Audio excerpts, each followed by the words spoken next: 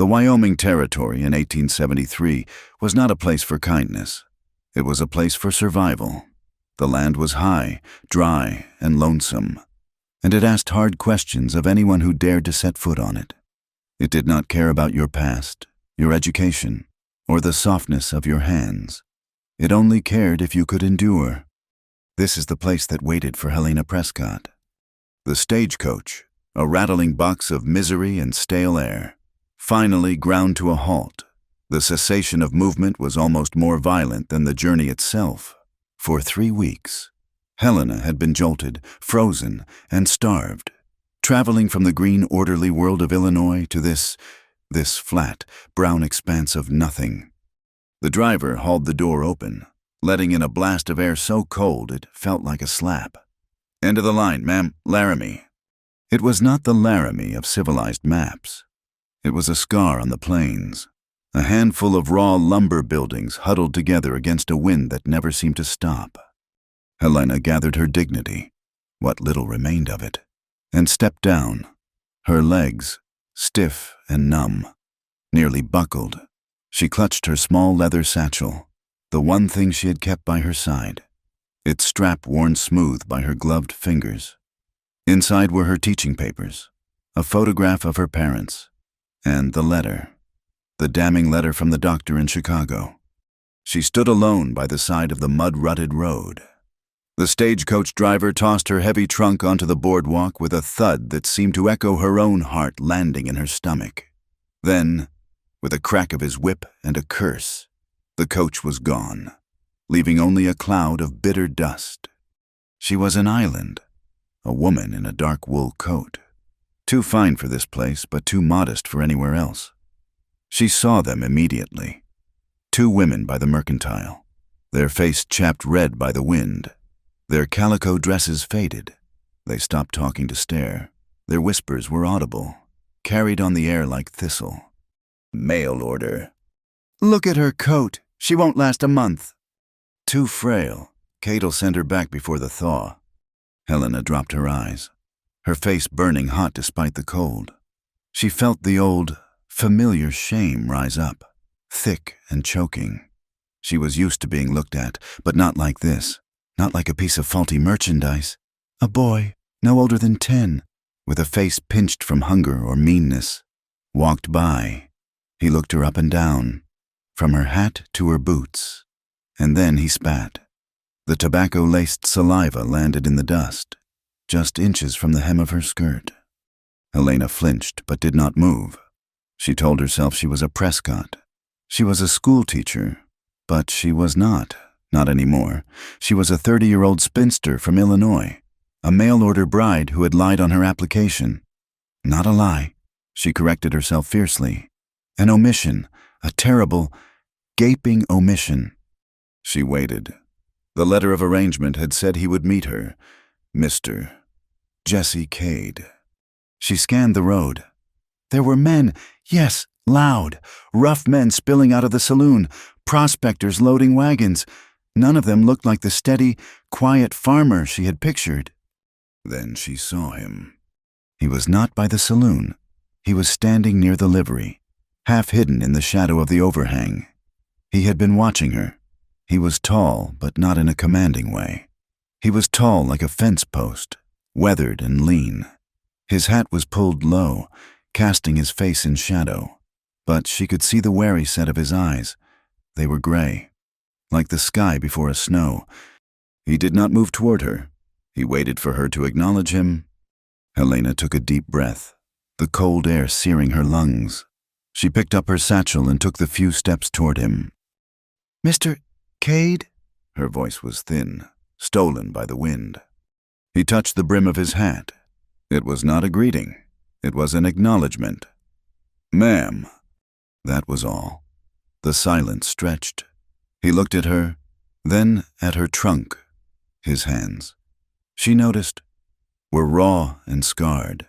They looked less like hands and more like tools, carved from hardwood and stained with work. "This is all of it?" she said, gesturing to the trunk.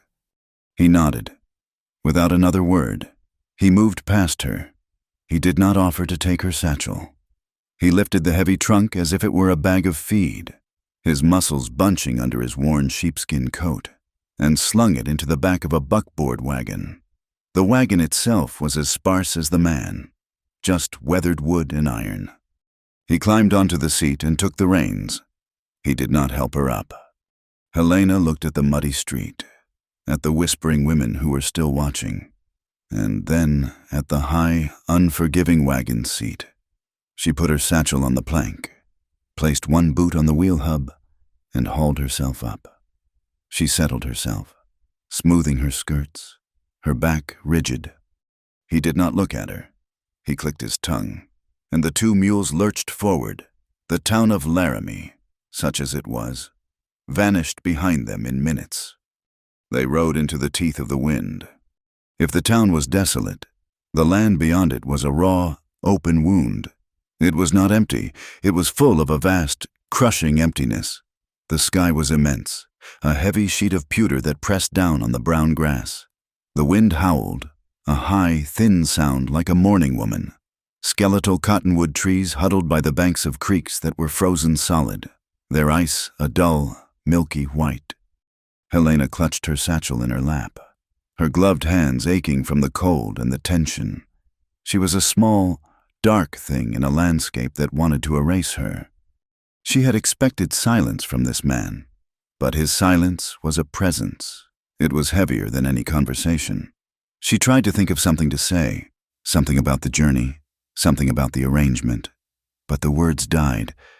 What was there to say? Thank you for purchasing me. I hope I am adequate. After nearly an hour, during which the only sounds were the creak of the wagon wheels and the snap of the wind, he finally spoke. He did not turn his head. He just looked out at the frozen plains. Winter ain't over yet. It was not conversation. It was a fact, a warning. Helena swallowed. It is very big country, Mr. Cade. Aye, he said, and the silence returned. His home, when they finally reached it, was barely distinguishable from the land itself. It was a small cabin of rough-hewn pine, banked with sod to keep out the wind. It looked less like a home and more like an afterthought, something the prairie had tolerated but not welcomed. A thin curl of smoke rose from a stone chimney. He pulled the wagon to a stop near a small, wind-blasted barn. He got down, and again, Helena managed on her own. He hauled her trunk from the wagon and carried it to the cabin, kicking the door open with his boot. He set it down just inside. Helena followed him in, blinking as her eyes adjusted to the dimness. The cabin was one room. One. The wind found its way through the chinks in the logs, and she could see a few patches of gray sky through the sod roof. It was functional. That was the only word for it. There was a cold iron stove, a rough table, and one single, straight-backed chair. And one bed, a simple frame built into the corner, covered with a pile of buffalo hides and wool blankets. This was it. This was her new life.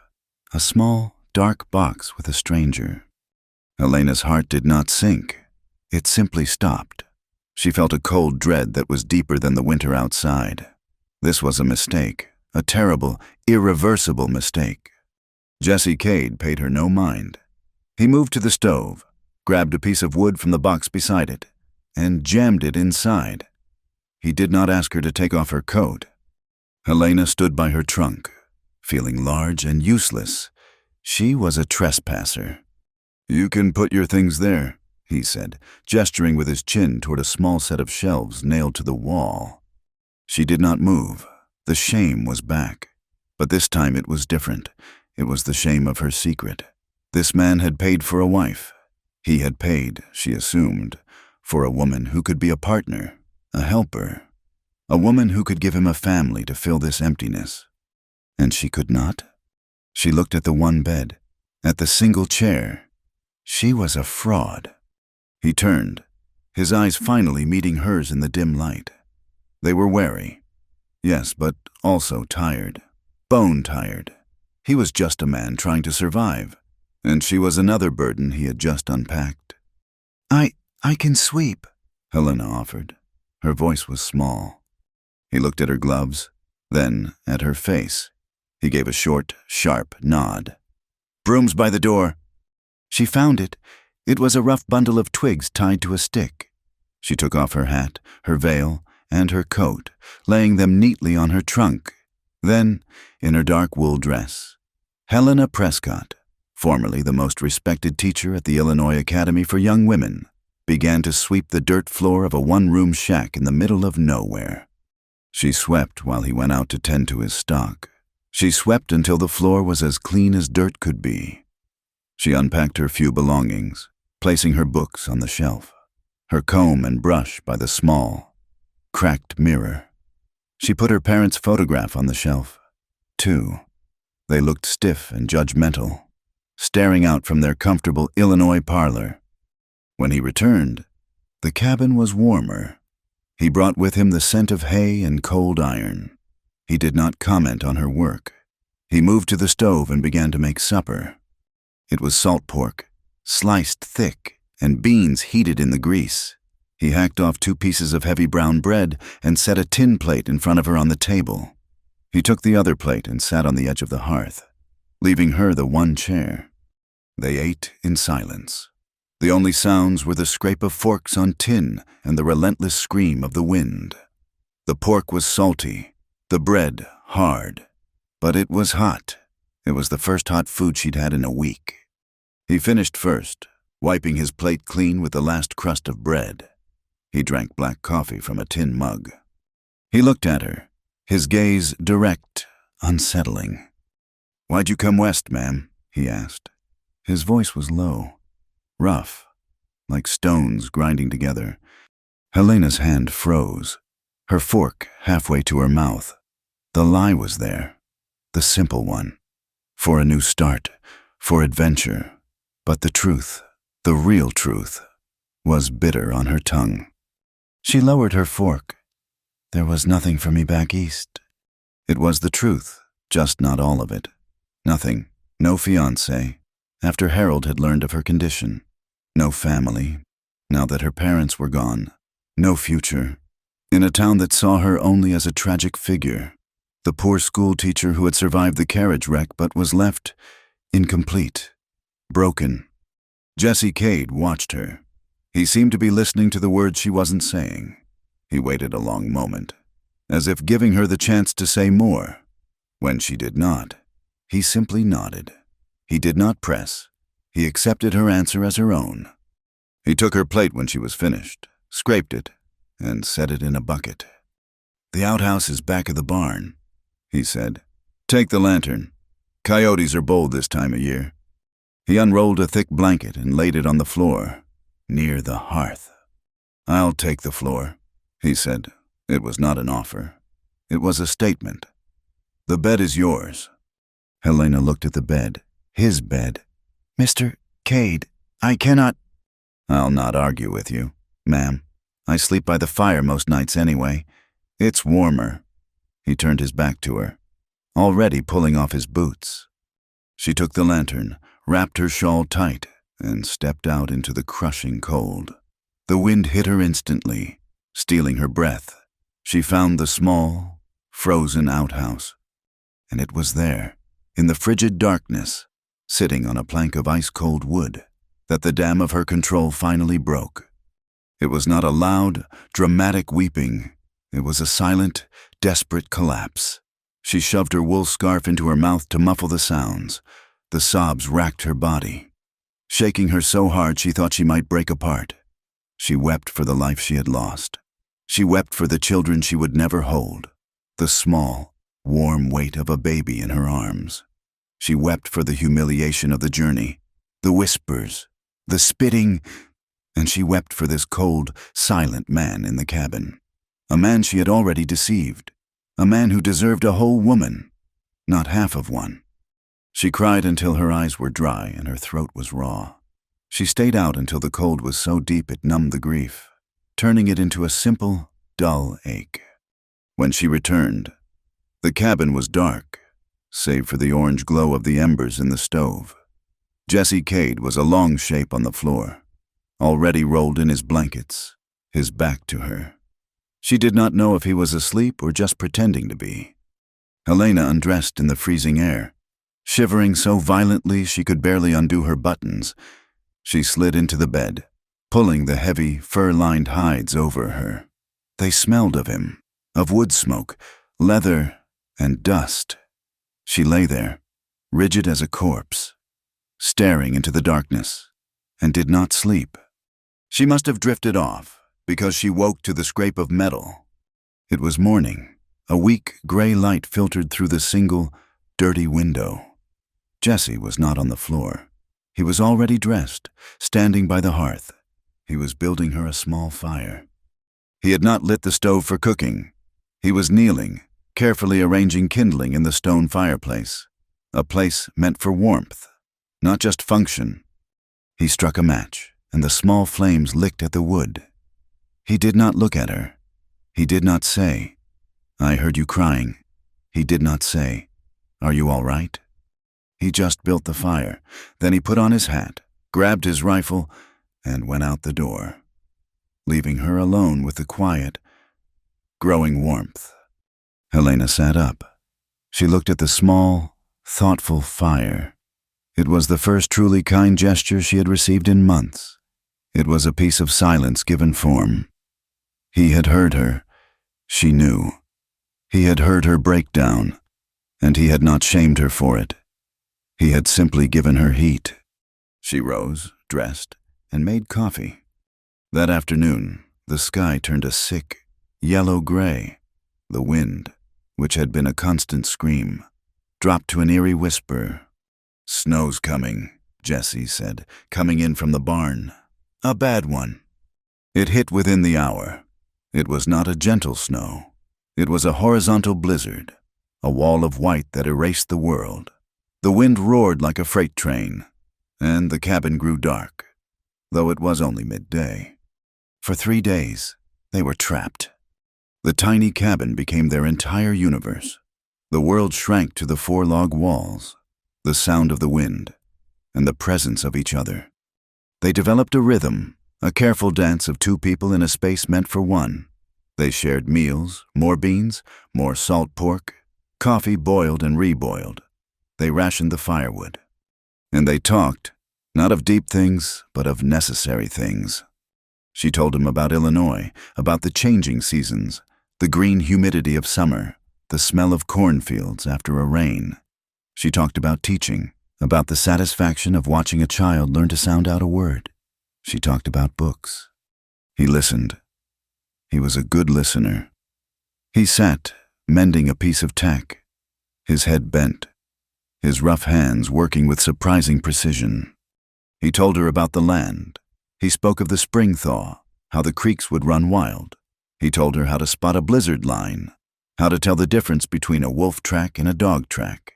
He spoke of the silence, not as emptiness, as she felt it, but as something full. Helena watched him mend a saddle strap. His hands were slow, patient, and strong. He found the weak spot in the leather, where it had nearly torn through. He did not throw the strap away. He took a new piece, measured it, cut it, and began the slow, careful work of stitching it, reinforcing the old. He was saving it, making it stronger than it had been before. She found herself humming. It was an old lullaby her mother used to sing, something soft and simple about pretty little horses. She was humming it to soothe the cabin, to fill the terrible sound of the wind. She did not even realize she was doing it until she stopped, her face flushing with sudden heat. A lullaby. Here, what a cruel joke. She looked at Jesse, mortified. He did not look up from his work. He didn't stop his stitching. He just continued, as if she had done nothing at all. He just listened, and let her be. On the 3rd night, the storm finally broke. The wind died, and a profound, heavy silence fell over the world, a silence of snow. Helena stood by the window, scratching a small circle of ice away to look out. The world was gone, buried in white, shining under a cold moon. It was beautiful, but terrifying. "It's over," she whispered. "For now." Jessie said from the hearth. She turned to him. He was watching her, his face lit by the fire. His eyes were not wary, not this time. They were just quiet. She realized, with a small jolt, that she was not as afraid as she had been. The cabin was small, but in those 3 days, he had given her more space than she'd had in a year. He had not pushed or demanded or questioned. He had let her sweep, let her talk, let her grieve, and let her hum. He had given her room to breathe. And in this barren, frozen land, that felt like a miracle. The thaw came slow and ugly. The world that had been buried in a clean, white silence was now revealed as a half-drowned mess of mud and ice. The snow melted in patches, leaving the prairie looking like a mangy hide. The creeks swelled, their frozen surfaces cracking and groaning like living things. Jessie Cade's cabin, which had felt like a fortress during the storm, now felt like a damp, cramped trap. The roof dripped in 2 new places. But the melt meant the crude track to Laramie was passable, if barely. They were low on flour, coffee, and salt. "We'll go in today," Jessie said. It was not a question. Helena nodded. She bundled herself in her wool coat, the one that had earned her so much scorn. She felt a knot of anxiety tighten in her stomach. The cabin, for all its sparseness, had been a shelter. The town was a different kind of wilderness. They rode in the buckboard, the wheels sinking deep into the mud, the mules straining. The silence between them was different now. It was not the cold, wary silence of their first ride. It was a shared silence, comfortable, worn in, like an old blanket. They had survived the storm. They had talked. They had lived in a single room for 3 days and had not, as she had secretly feared, wanted to kill one another. Laramie was worse for the thaw. The main road was a river of muck, inches deep, smelling of wet animals and whiskey. Men shouted. Wagons were stuck. Jessie pulled the buckboard up to Henderson's mercantile. He tied the reins and said, "I'll be quick. Stay put." Helena watched him disappear inside. She sat on the high seat, her hands folded in her lap, feeling as conspicuous as a pheasant in a chicken coop. She kept her eyes fixed on the livery stable across the street, trying to make herself small. The door to the mercantile opened, and Jessie came out, followed by Mr. Henderson, the proprietor, a man with a greasy apron and a calculating squint. "Appreciate the custom, Cade," Henderson said, loud enough for her to hear. Jessie was loading a heavy sack of flour onto the wagon bed. "That your new wife?" Henderson asked, dropping his voice, though not by much. He nodded toward Helena. Jessie did not stop his work. He settled the flour sack. "She looks quiet," Henderson observed, as if inspecting livestock. "Not much of a talker, is she?" Jessie stopped. He did not turn fully, but he angled his body toward the storekeeper. He did not speak. He just looked at Mr. Henderson. It was a long, flat, empty stare. It was the color of the prairie under a winter sky. It was a look that offered nothing and asked nothing and promised nothing. It was the quietest, most final dismissal Helena had ever seen. "Mr. Henderson's thin smile faltered. He cleared his throat. "Well, you'll be needin' that salt, then." He ducked back inside, his shoulders hunched. Jessie finished loading the supplies. He climbed onto the seat beside her, and they drove away. He never mentioned it, but Helena had heard quiet. It sounded like another word for useless, like the whispers she'd heard before. Frail. Won't last. When they returned to the cabin, a new resolve had hardened in her. She was quiet. Yes, but she would not be useless. The next morning, she was up before him. She put on not her good wool dress, but her oldest, heaviest skirt. She found a pair of worn-out men's gloves Jessie kept by the door and pulled them on. He found her in the chicken coop, trying to gather eggs. A big, mean-tempered rooster had her cornered against the wall. She did not scream. She was swatting at it with the egg basket. Jesse watched for a moment. "Don't look him in the eye," he said, his voice calm. "Move steady. Don't act like prey."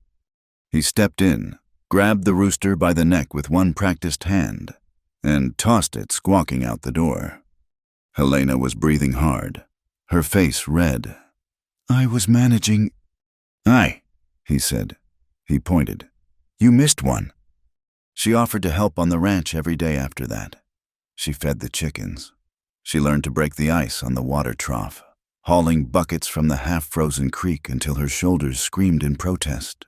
Her hands, which had only ever known chalk dust and piano keys, blistered, then cracked, then bled.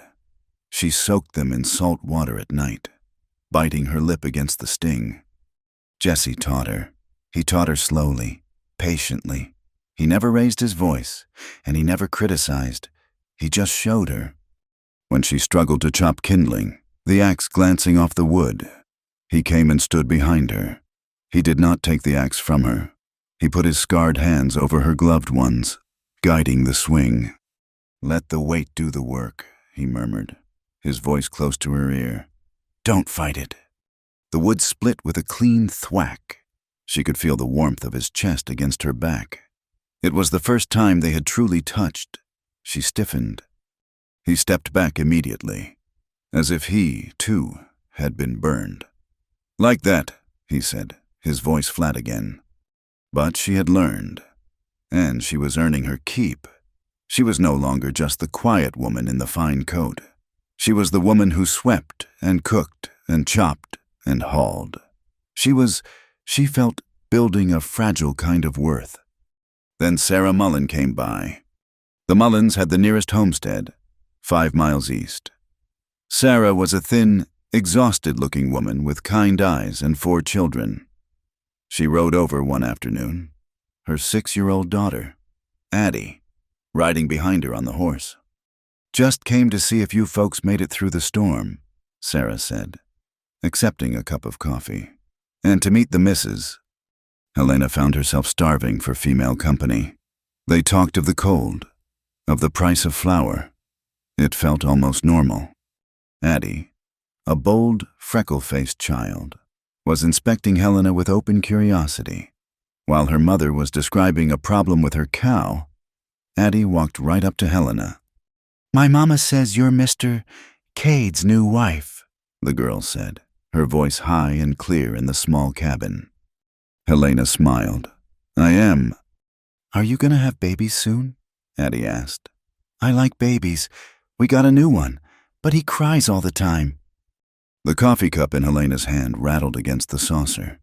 The room went silent, save for the ticking of the small clock she had brought from Illinois. "Babies." The word was a gunshot in the quiet. Her hands froze. She could not feel her fingers. She felt the blood drain from her face. Sarah Mullen gasped. "Addie, my goodness, child, you do not ask folks such things. That is rude." "But why?" Addie demanded. "Hush, now. We're leaving." Sarah was mortified, her own face flushing red. "I am so sorry, Mrs. Cade. Children, they don't have no manners." It is quite all right," Helena managed to say. Her voice was a thin, tight thread. She forced a smile that felt like breaking glass. "That is in God's hands, dear." She did not know how she got through the next 5 minutes. She stood, rigid, as Sarah Mullen gathered her daughter and bustled out the door, apologizing the entire time. When they were gone, Helena walked back to the table. She sat down, hard, in the one straight-backed chair. She stared at the wall. All the work she had done, the wood, the water, the eggs, it all turned to ash in her mouth. She had been fooling herself. This was her job. This was the one thing she was for, and the child knew it. Even a 6-year-old girl knew what a wife was for. That night, Jesse was late in the barn, tending to a mule that had pulled up lame. The cabin was quiet. Helena pulled her small leather satchel from under the bed. Her hands were shaking again. She took out the letter. Not the doctor's letter. She knew that one by heart. This one was from Harold, her fiancé, the man who was supposed to be her husband. She unfolded it. The paper was fine, the handwriting elegant. It had been delivered to her parents' home after she was well enough to walk. My dearest Helena, it is with the heaviest of hearts that I write this. I have prayed on our situation, and I have come to an unavoidable conclusion. Given your new condition, a union between us would be untenable. The doctors have been clear. My duty to my family name, to the continuation of my line, must be my first priority. I am sure you understand. I wish you a comfortable life and a swift recovery of your spirits. God be with you. Harold. She held the letter, and the memory, always hovering just beneath the surface, broke through. It had been April, a fine, sunny day in Illinois. Harold had a new carriage, and he was driving it too fast, showing off its fine suspension. She remembered laughing, telling him to slow down. Then the neighbor's dog, a big greyhound, darted into the road. The horses shied, a terrible, high-pitched scream. Harold lost the reins. She remembered the lurch, the feeling of weightlessness, and then the impact. It was not a clean break. It was a crushing. She was trapped for hours. The pain was a living red thing that consumed her entire world. She spent 2 months in the Chicago hospital.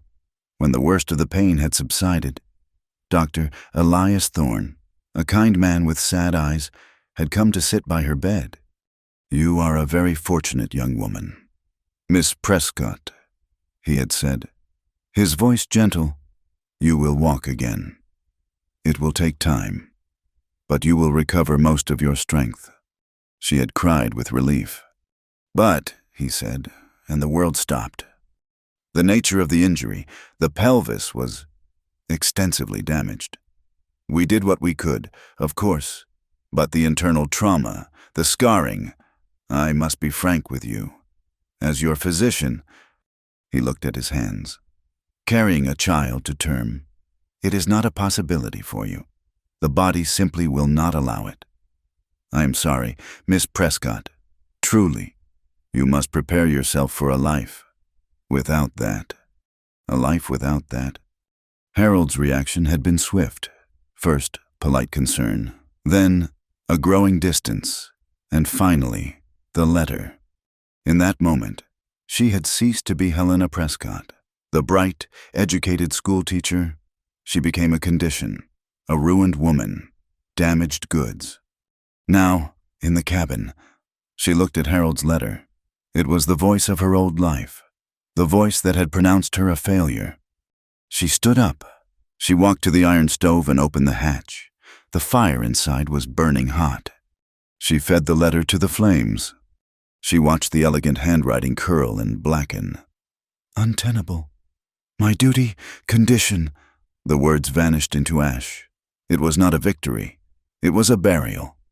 She was still standing there, staring at the closed hatch, when the cabin door opened.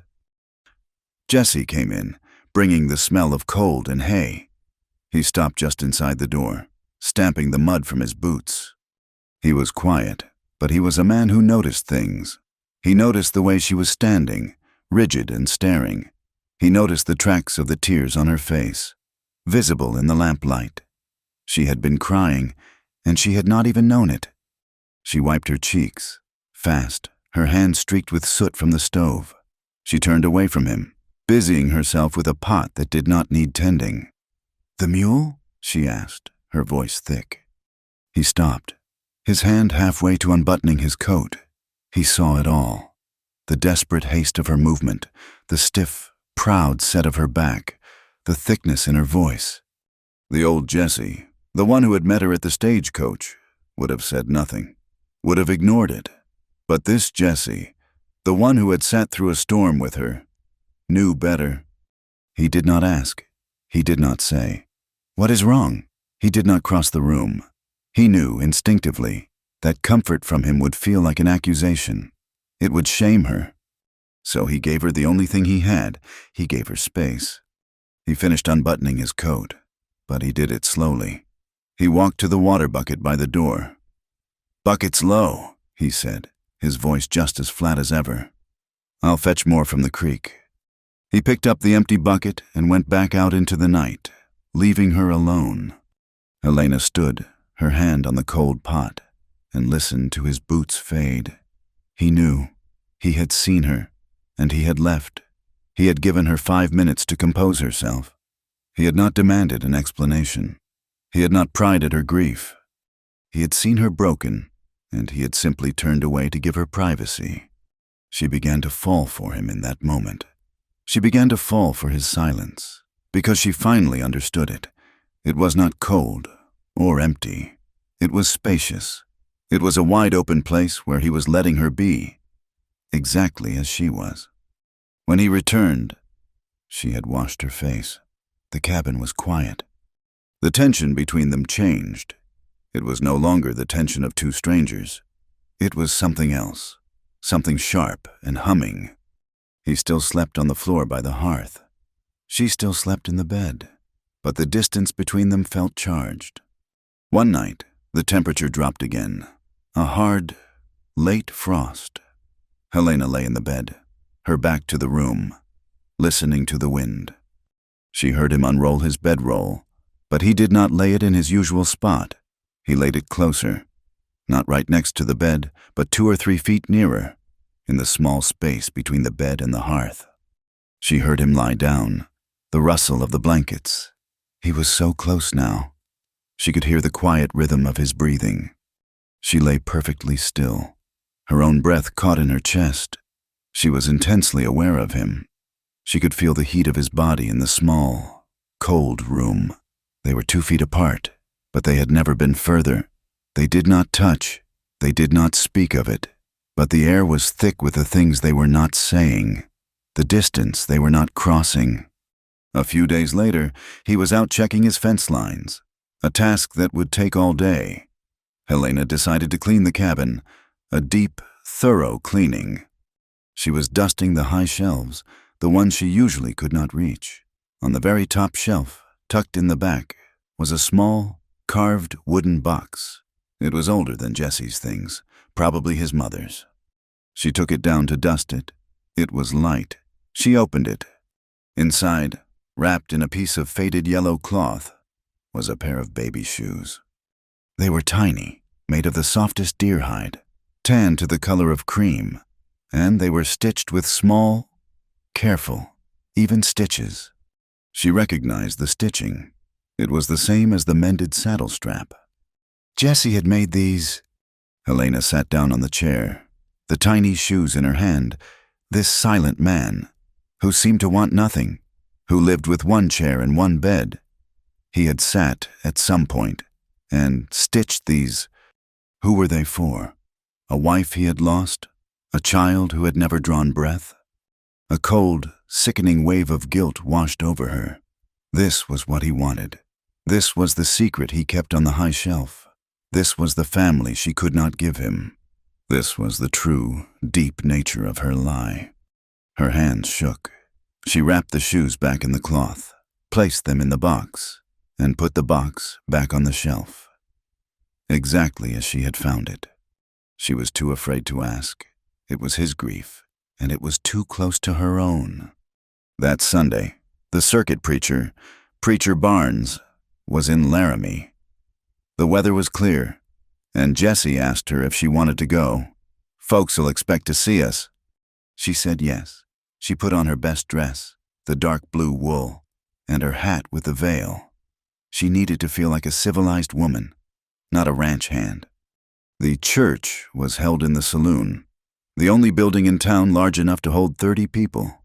The tables were pushed aside, and rough planks were set on barrels for pews. It smelled of stale beer, sawdust, and the pies the women had brought for the social afterwards. Helena and Jesse sat in the back.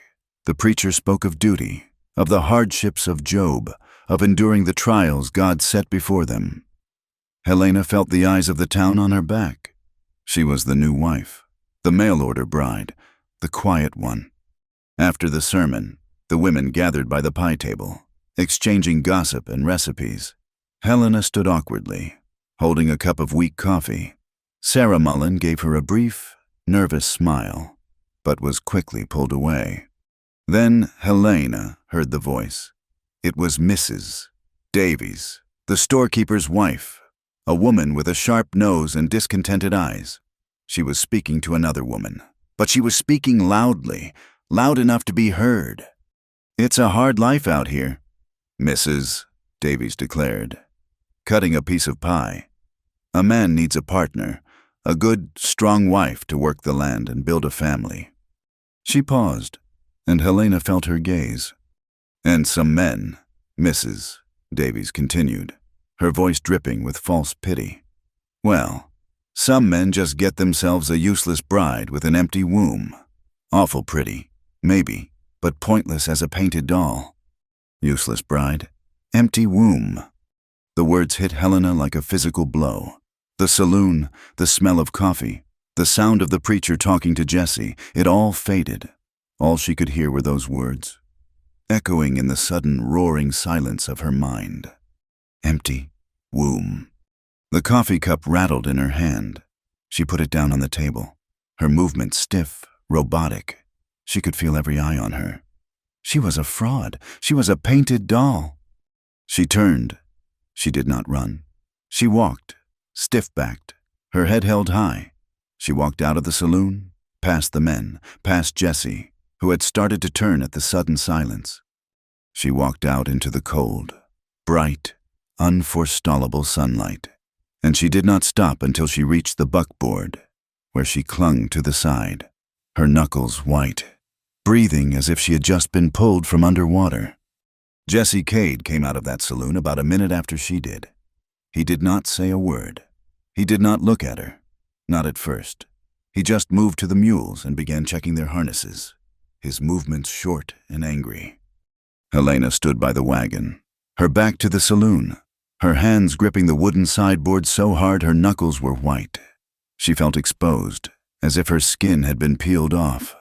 Empty womb. The words were a brand, hot and permanent, and she was sure every person in town could see it glowing on her. Jesse finished his check. He climbed onto the wagon seat. He just sat there, waiting, his profile sharp against the bright sky. He was not going to comfort her. He was not going to say those women were wrong. She climbed up beside him, her body stiff with shame. The ride back to the ranch was the longest hour of her life. The silence was not spacious this time. It was a cold, heavy thing. It was the silence of her failure. It was the silence of the baby shoes on the top shelf. It was the silence of the lie she had told by saying nothing. When they got back to the cabin, he unhitched the mules and went to the barn. Helena went inside, and she withdrew. It was not a thing she decided to do. It was a retreat, like a turtle pulling its head into its shell. The cabin, which had started to feel like a shared space, became a box again. She was the woman who had failed, and he was the man she had cheated. She got up before him, the sky still a bruised purple, and had the fire going and the coffee boiling before his boots hit the floor. She worked, she hauled water, she scrubbed the floor, she mended his clothes with tiny, perfect stitches. She made bread that was light and good. She trapped 2 rabbits for stew. Her work became mechanical, flawless, and empty. It was an apology she could not speak. It was penance. She avoided his eyes. When he sat at the table to eat, she busied herself by the stove. When he came in at night, she was already in the bed, her back to the room, pretending to be asleep. And Jesse noticed. He was a man who lived by noticing. He noticed the way the deer moved, the way the clouds gathered, the way a fence post leaned before it fell. He saw her. He saw the feverish, desperate energy she poured into her chores. He saw the way she flinched when he moved too close. He saw the way her eyes were always averted, fixed on the floor, or the fire, or the far wall. He said nothing. He just watched her, his own silence growing heavier. The small, fragile bridge they had built during the snowstorm had been washed away, and neither of them knew how to rebuild it. The cabin was full of unspoken words, full of her shame and his quiet, watchful waiting. This went on for a week of gray skies and colder silences. One evening, just as the light was failing, it happened.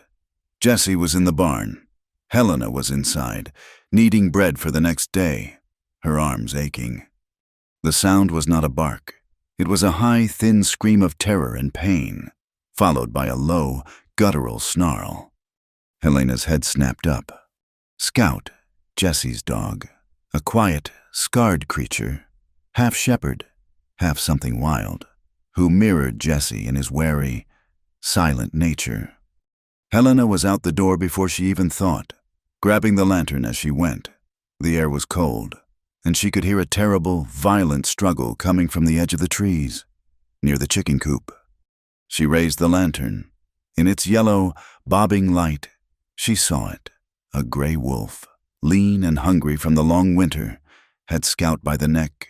The dog was trying to fight, his back legs scrambling in the mud. But the wolf was bigger, stronger. "Get!" Helena shrieked, her voice thin in the vast night. "Get away!" She ran forward, waving the lantern, not even thinking. The wolf looked up, its eyes flashing green in the light.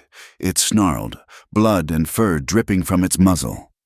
For a terrible second, it measured her. Then the barn door crashed open, and Jesse was there, a rifle in his hand. He did not shout. He just raised the rifle. The crack of the shot was deafening. The wolf dropped. It did not move again. Jesse ran past her, his face a mask. "Scout, come on, boy!" The dog was lying in the mud, whining, a terrible, low sound.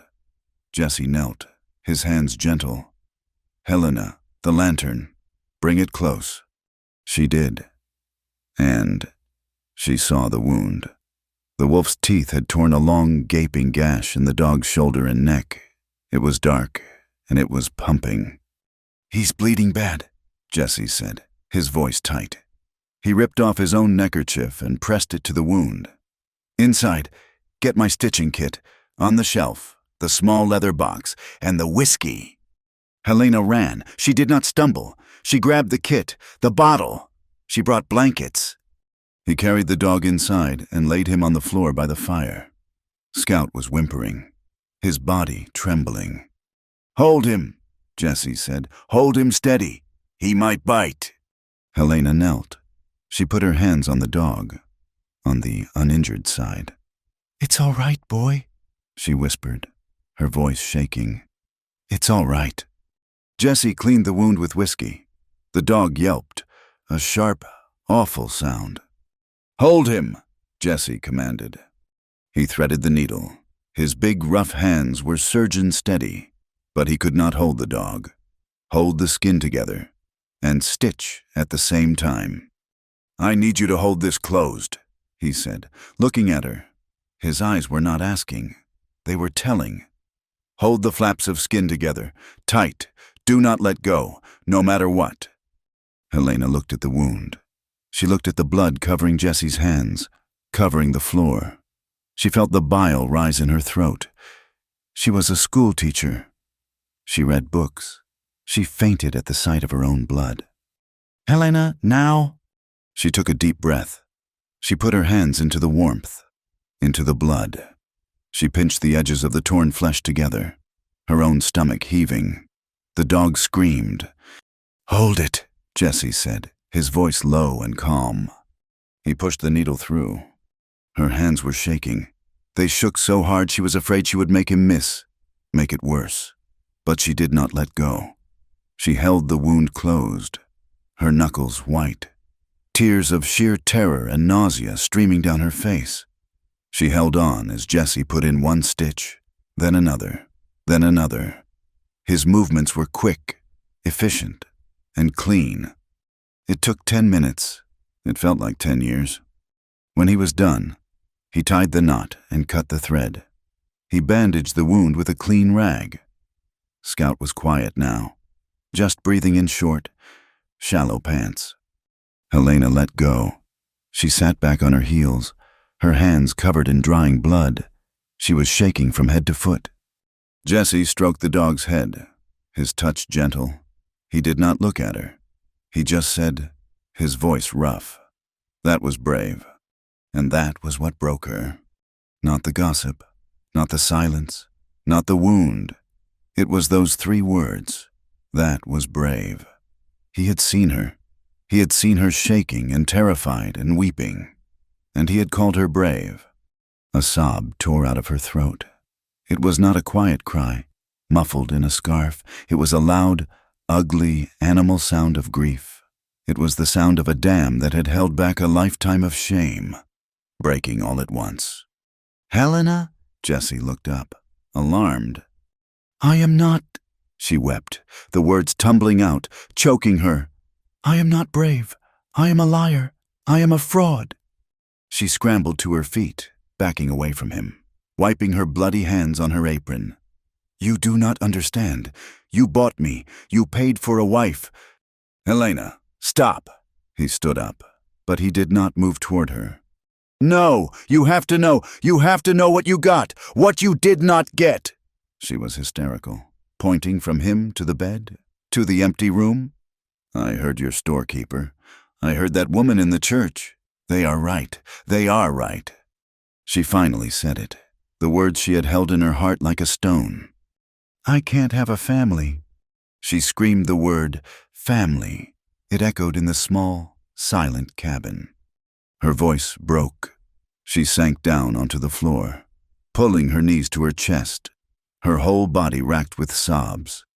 "After my accident, the doctor in Chicago, he said I am ruined, broken. I can never bear a child." She looked at him, her face a mess of tears and dirt. "I can't give you anything you need. I can't give you sons. I am just an empty womb. She was right. I am useless." She put her head in her hands and wept. The truth was out.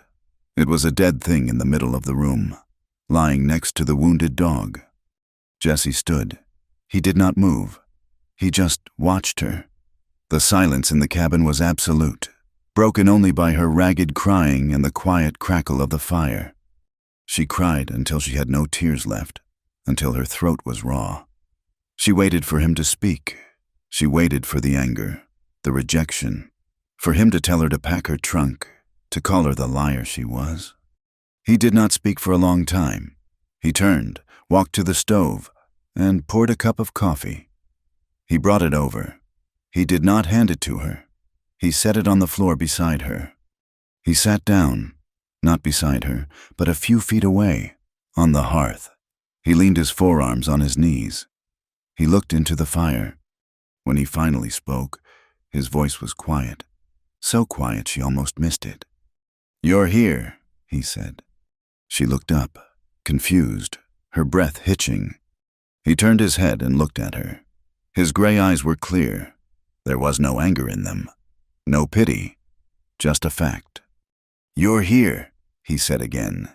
"You feed the chickens, you chop the wood, you sat in a blizzard with me. You just put your hands in my dog and held him together." He looked back at the fire. "I need that."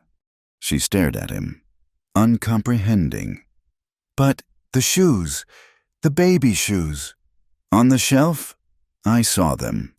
You want children, you need an heir. I made those a long time ago," he said, his voice flat.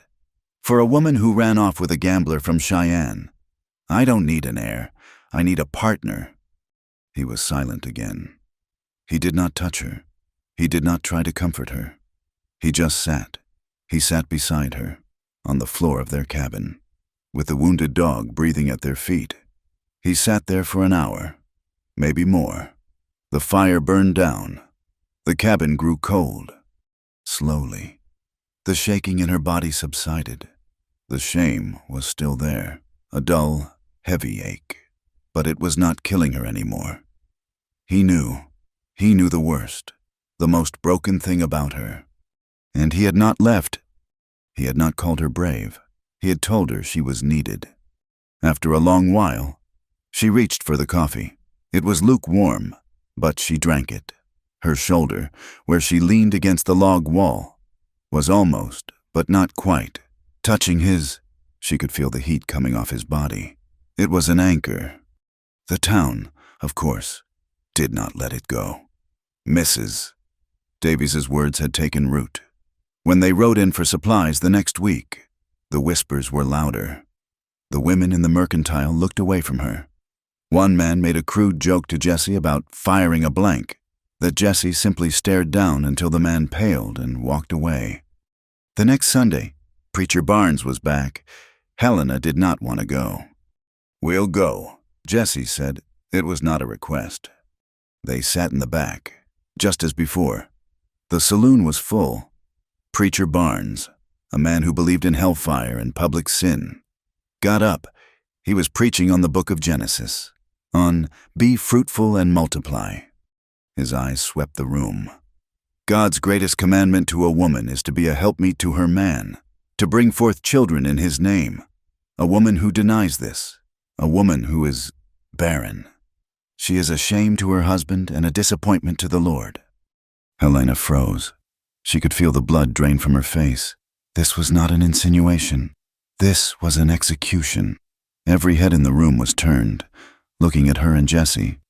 She started to rise, to flee again.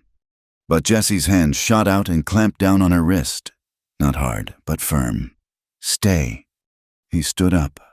He was a tall man, and in that crowded, low-ceilinged room, he seemed to fill the space. He did not look at the preacher. He did not look at the gossiping faces. He looked at Helena. He held out his hand to her. She stared at it, his rough, scarred hand, waiting for hers.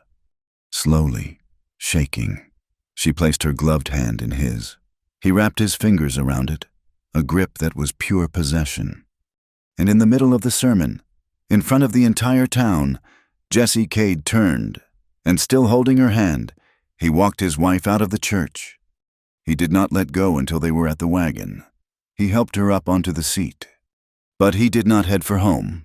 He turned the mules north, away from the ranch, toward the woods. "Where are we going?" she whispered. "A place," he said. He drove for half an hour, into the pines, until the town was gone and the only sound was the wind. He pulled up at the edge of a clearing.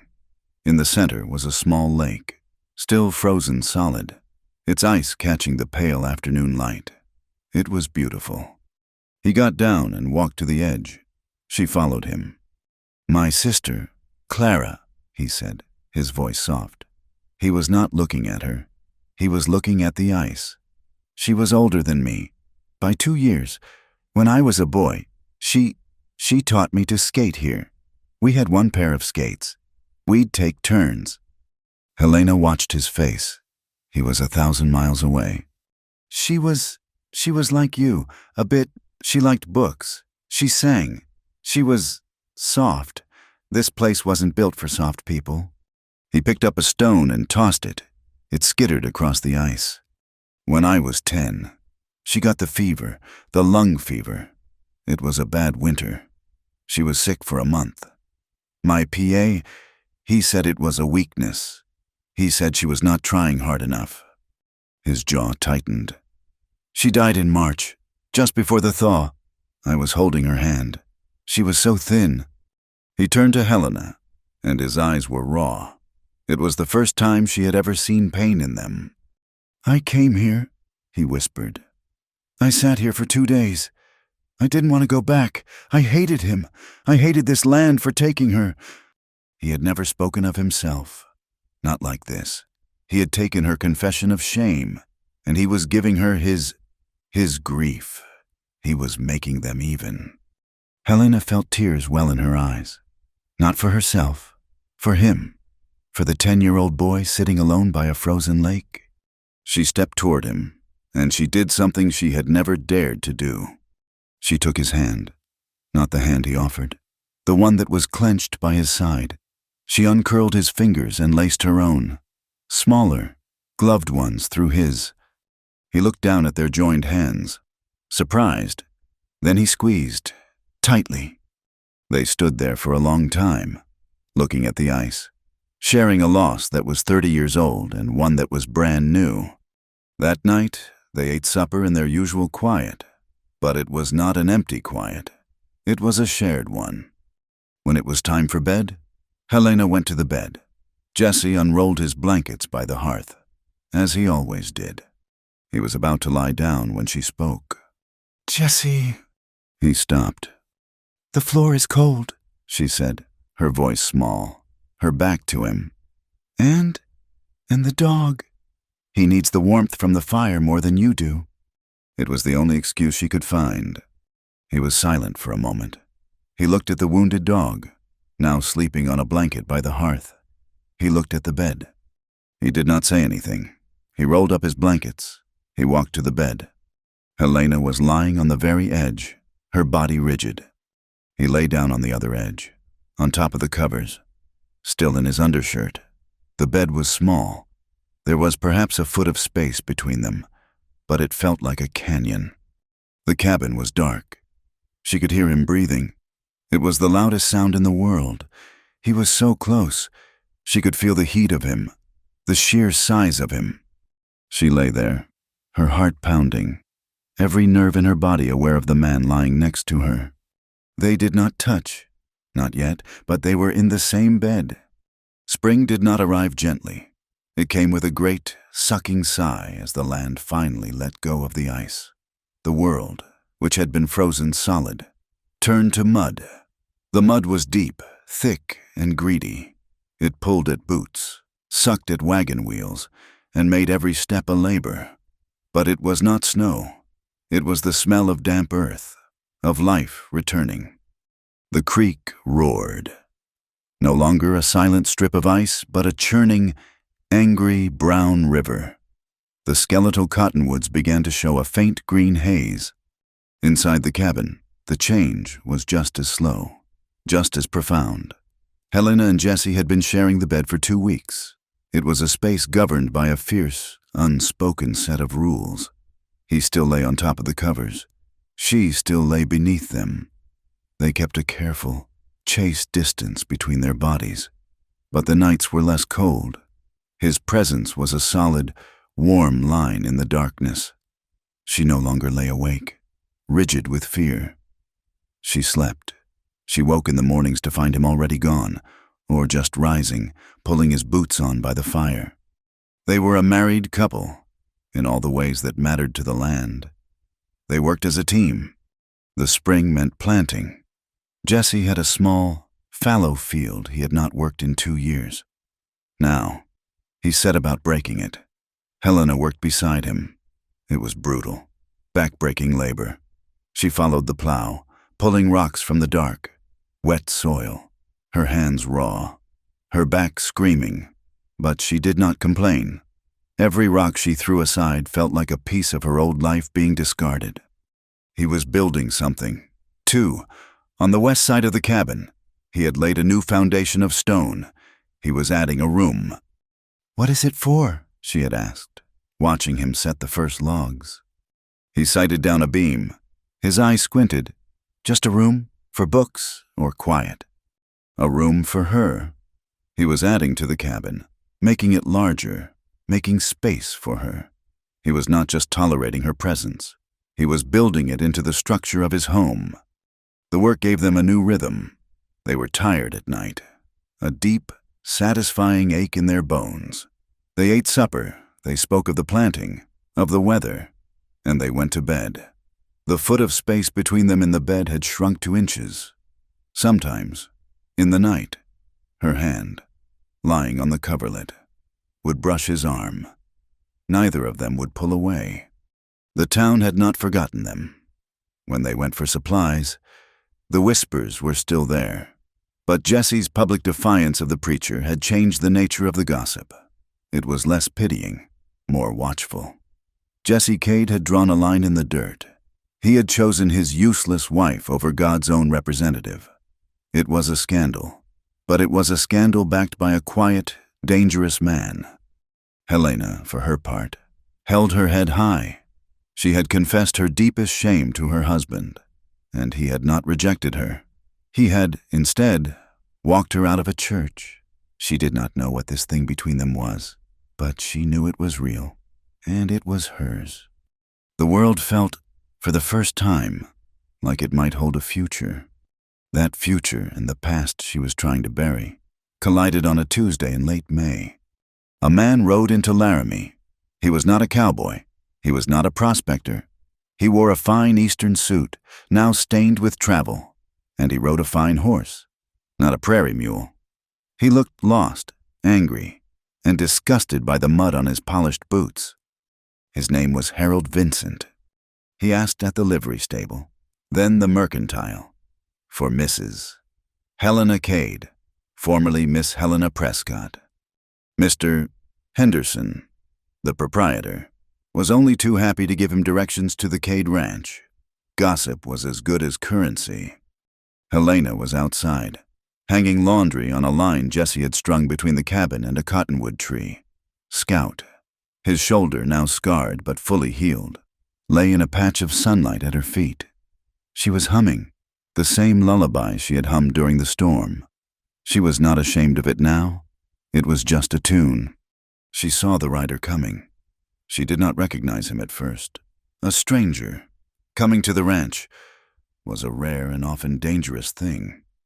She called for Jesse. "Jesse, rider coming!" He came out of the half-finished side room, a hammer in his hand. He stood beside her, his body settling into a watchful stillness. The man rode up and dismounted, his expensive boots sinking into the mud. He looked at the small, rough cabin. He looked at Jesse, in his worn work clothes, and then he looked at Helena. His face was a mixture of shock and revulsion. "Helena," he said, as if he could not believe his eyes. "My God, what has happened to you?" Helena's hands, wet from the laundry, went cold. The blood drained from her face. This was not possible. This was a ghost. "Harold," she whispered. The name felt like ash in her mouth. Harold Vincent, her fiancé, the man who had written her the letter, the man who had abandoned her. What are you doing here?" she stammered. "What am I doing here?" He laughed, a short, sharp, humorless sound. "I came to find you. Your cousin said you had run off, taken some mail order arrangement. I thought it was a lie, a fit of feminine hysterics. But this is madness.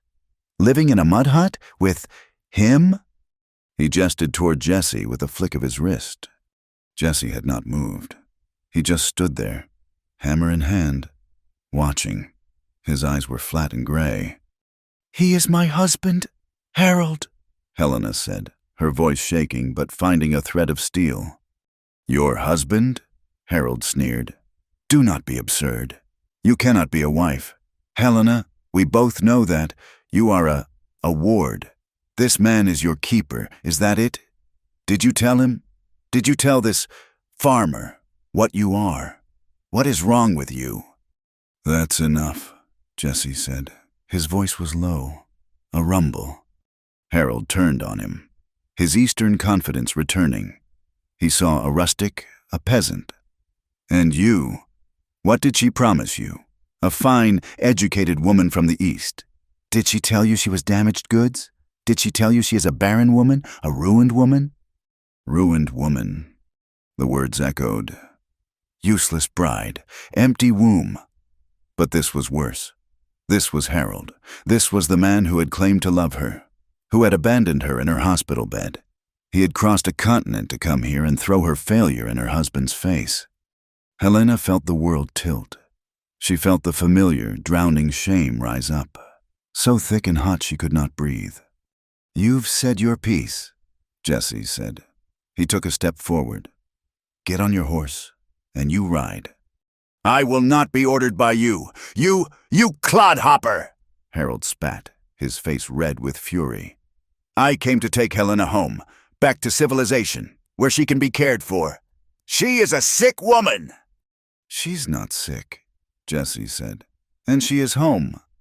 "She is ruined," Harold shouted, his voice cracking. "She is of no use to any man. She is—" Jesse hit him. It was not a long, drawn-out fight. It was one punch. Jesse dropped the hammer, and his right hand, hard and heavy as a piece of iron, connected with Harold's jaw. There was a sickening, wet crack. Harold Vincent folded. He did not fall gracefully. He crumpled, face first, into the mud. He lay there, groaning. Jesse stood over him, breathing hard. His fists clenched. He looked down at the man in the mud with a cold, pure disgust. "Get up," Jesse said. Harold rolled over, spitting blood and mud. His nose was broken. "Get up, get on your horse, and if you ever come back here, I will not stop at one punch. If you ever say her name again, I will find you. Do you understand me?" Harold understood. He scrambled to his feet, terror in his eyes. He stumbled to his horse, hauled himself into the saddle, and rode. He did not look back. Jesse watched him go. He watched until he was a small dot on the prairie. Then he turned. Helena was gone. She had fled. While he was dealing with Harold, the shame had overwhelmed her. She was back in the saloon, back in her hospital bed. Ruined, useless, damaged goods. She had run to the cabin. Jesse followed her. He found her by the hearth, shoving clothes into her old leather satchel. Her hands were shaking so violently she could barely grasp her own belongings. "What are you doing?" he asked, his voice quiet. "I am leaving," she said, not looking at him. Her voice was dead. "You cannot defend me. Jesse, you cannot. He is right. He is right. And that woman was right. And the preacher was right. I am ashamed of you. You hit that man, and now the whole town will know. They will all know what a fraud I am. What a ruined thing you married." "Helena." "No, let me go. It is better this way. You can get an annulment. You can find a whole woman, a real wife. I am releasing you from this." She snapped the satchel shut and moved toward the door. He blocked her. He did not grab her. He just stood in her way. "You don't run," he said. "Not from this, not from me." "Move, Jesse!"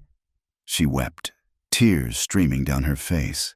"Please, do not make this harder. Do not you see? I cannot stay here and watch you live with this. I cannot be your shame." She tried to push past him, but he put his hands on her shoulders. His grip was firm. "Why stay?" she cried, finally breaking, pounding her small fists against his chest. It was like hitting a wall. "Why? I am not enough. I will never be enough. I am empty. I am nothing." He let her hit him. He let her cry. He waited until the storm of her grief had passed, until she was just standing there, sobbing against his chest, her hands clutching his shirt. He put a hand under her chin and made her look at him. His gray eyes were fierce, and they were not full of pity. They were full of something she had never seen before. "You are not here to give," he said, his voice rough. "You are not a field. You are not a mule. You are not here to give me something." He shook her, just a little, to make her listen. "You are here to live." He pulled her to him, and he held her. He held her not gently, not politely. He held her as if he was holding her back from a cliff edge.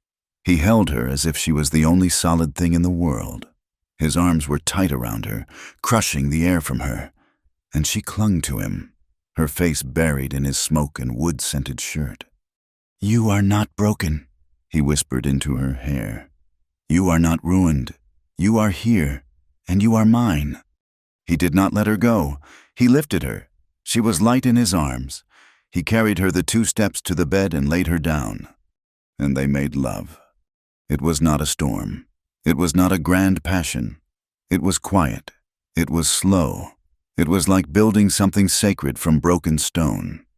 His rough hands, which she had seen mend saddles and stitch wounds, were impossibly gentle.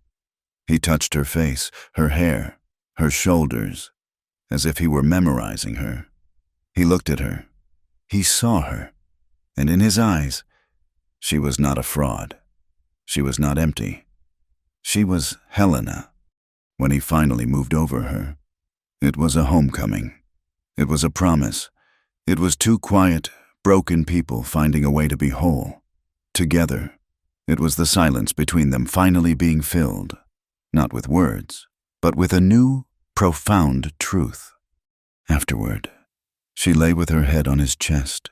His heart beat strong and steady beneath her ear. The cabin was quiet.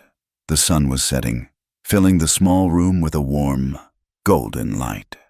She was not ashamed. She was not afraid. She was, for the first of her life, safe. I didn't think I would feel safe again, she whispered, her voice thick. His hand stroked her hair, over and over.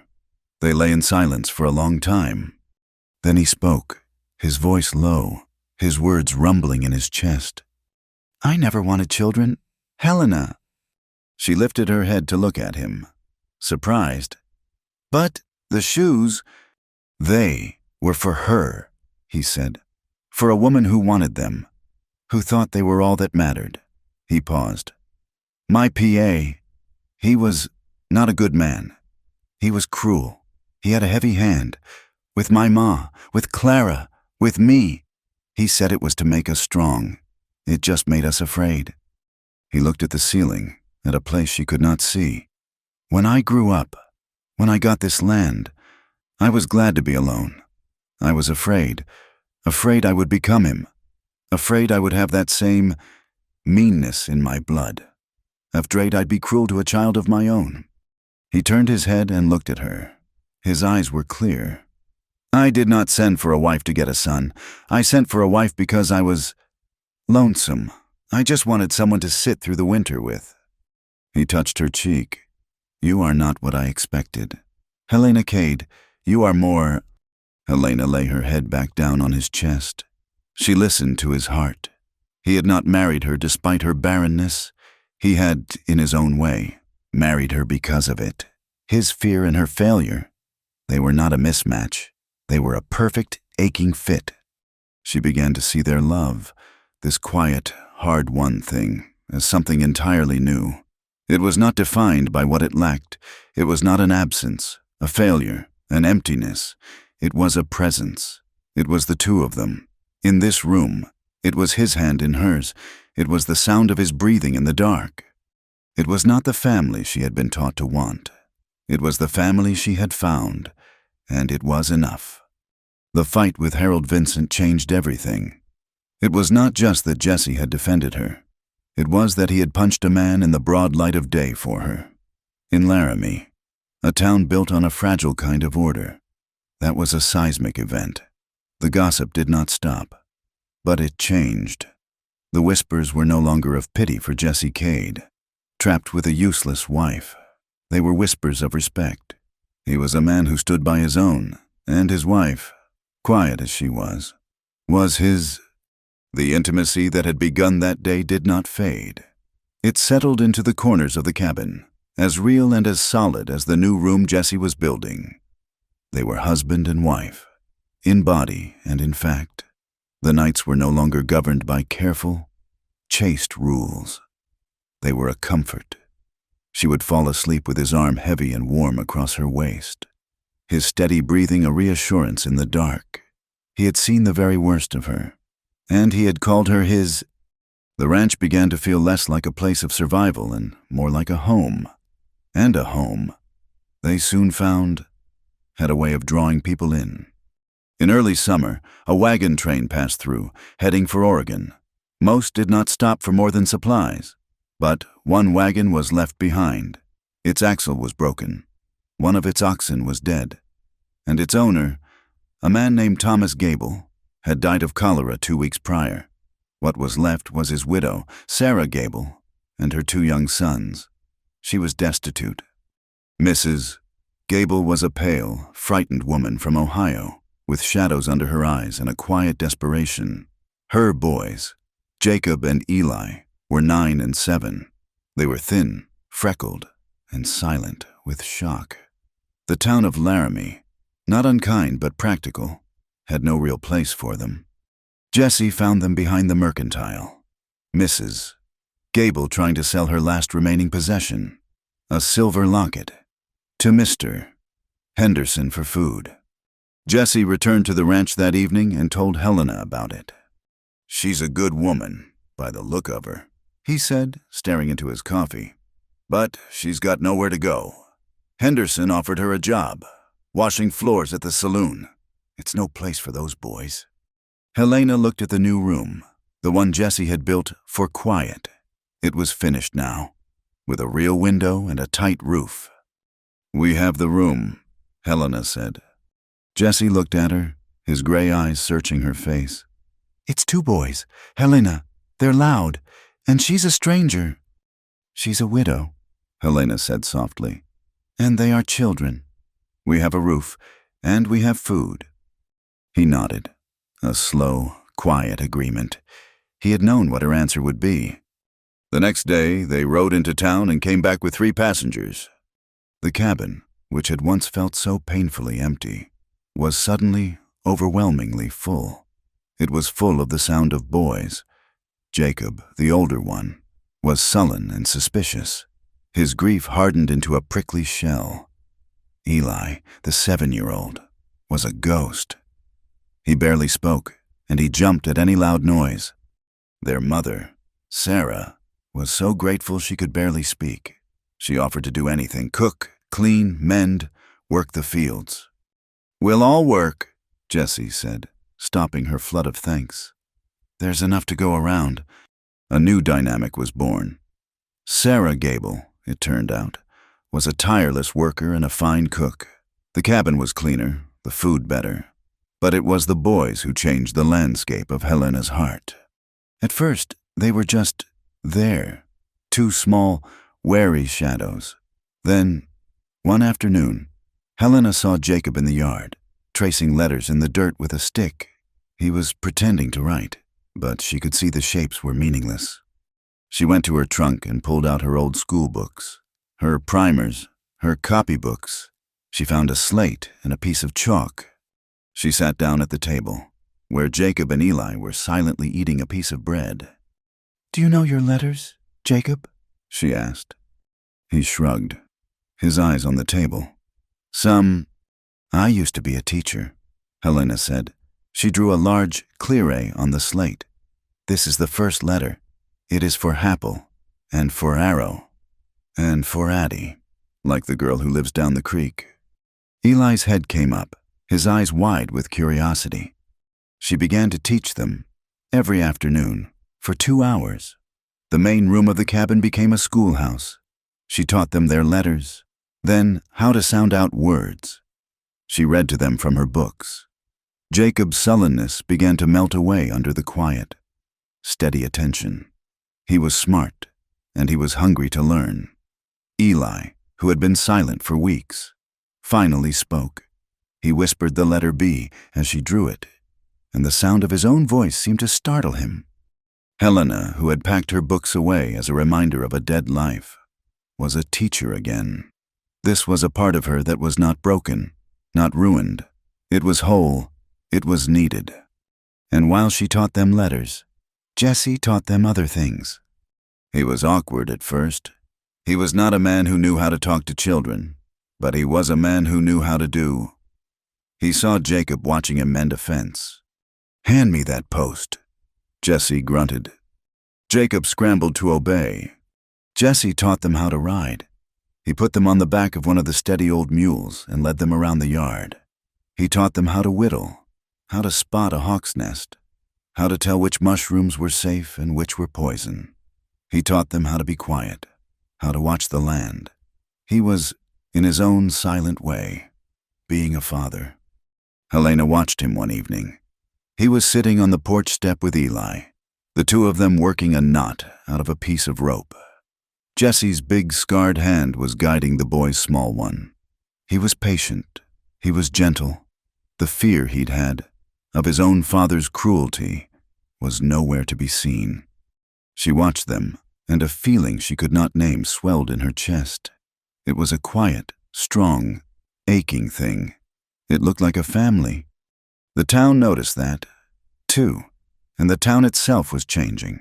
Preacher Barnes, whose hellfire sermons had become more and more erratic, was finally asked to move on. In his place came a new man, Reverend Allen. He was younger, a man from Massachusetts, who had come west with a wife and a belief that God was found not just in punishment, but in mercy. His first Sunday, Jesse and Helena went to the saloon church, as did Sarah Gable and the boys. Reverend Allen's sermon was different.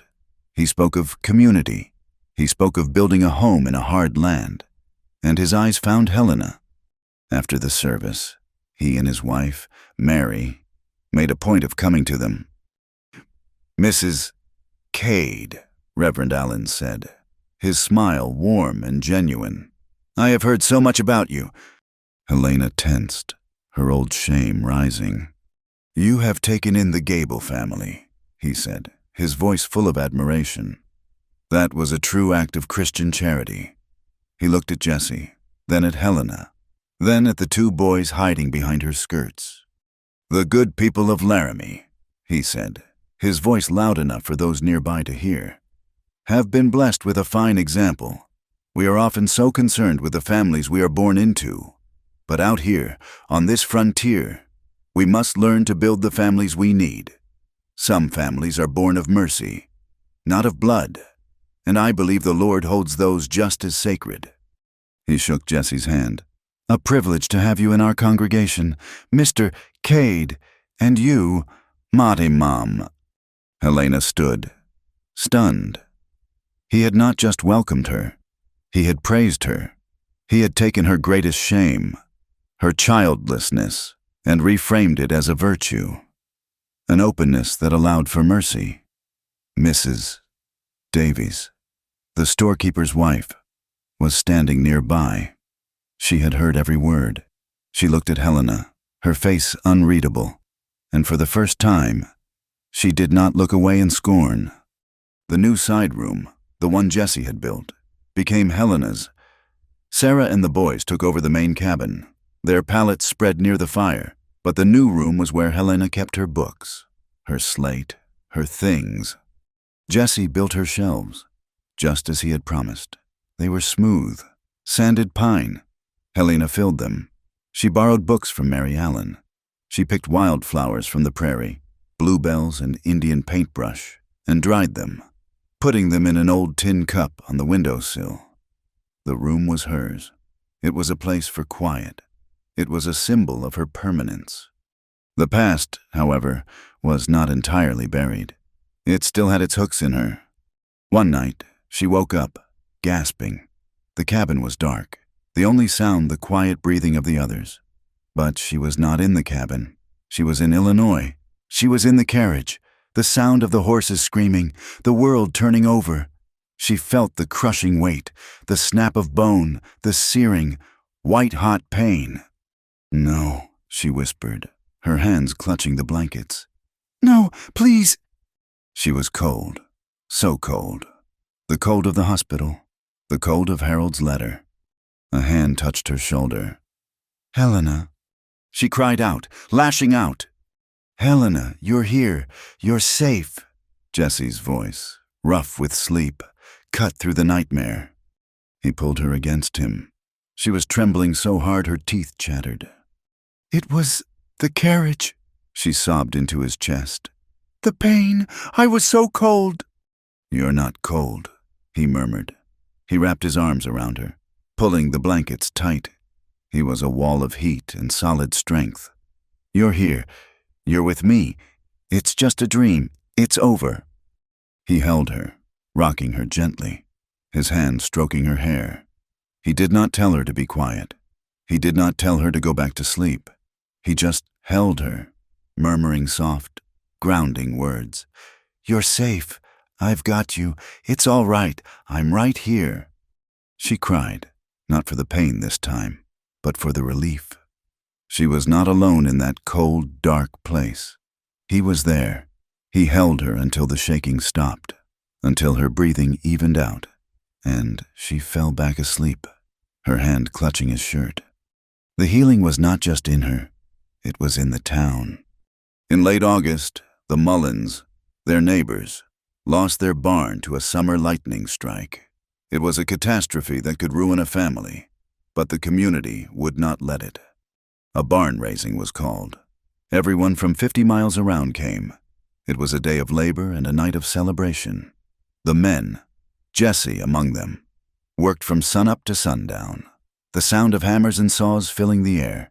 The women, Helena and Sarah among them, cooked. They ran a massive feast, minding dozens of children. Helena had never felt so much a part of something. She was not the quiet bride. She was Mrs. Cade, working alongside the other wives, laughing as Sarah Mullen told a story, holding a crying child for a tired mother. That night, the barn was standing, a skeleton of raw pine against the sunset. A fiddle was brought out. Jesse, who she had never seen do anything but work, walked up to her. He was wearing his clean shirt, his face washed. "Mrs. Cade," he said, a formal, private joke.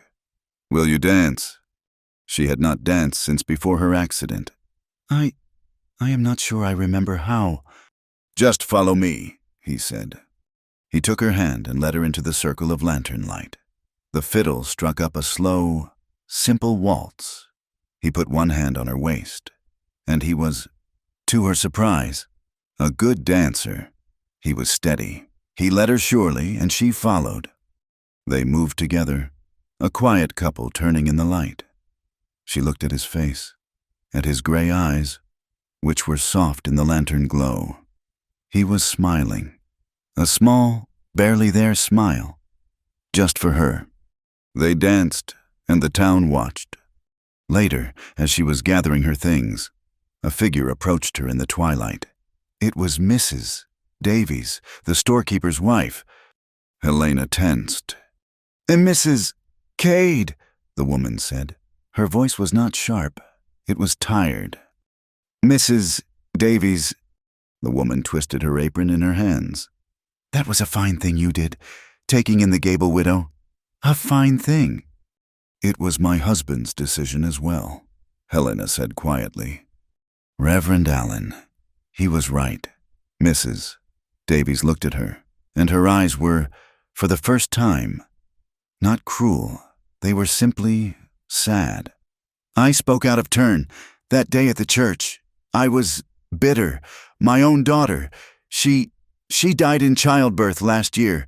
My first grandbaby with her." Helena gasped. "I am so sorry. I did not know." "No one does," Mrs. Davies said, wiping her eye. "I saw you, and you were young, and you had that fine coat, and I was mean. It was a mean, sinful thing to say." She took a deep breath. "I am asking your pardon, Mrs. Cade." Helena looked at this woman, who had been her tormentor, and she saw only a grieving mother. "There is nothing to forgive, Mrs. Davies. It was a hard winter for all of us." Mrs. Davies nodded, a quick, grateful bob of her head, and she walked away. It was over.